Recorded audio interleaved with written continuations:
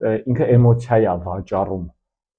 Ինքը էմոցիա է ցույց տալիս, այո, ինքը դաշտում հաղթում է, ու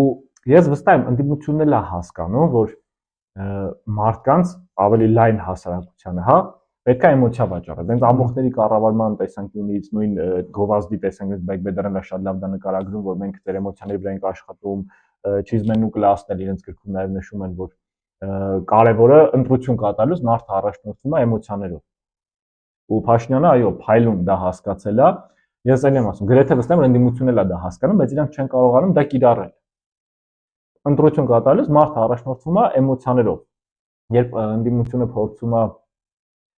փաստարկված խոսք հնչեցնի, ազգի ապագայի, պետության ապագայի վերաբերյալ ինչ-որ տեսլականը ներկայացնի,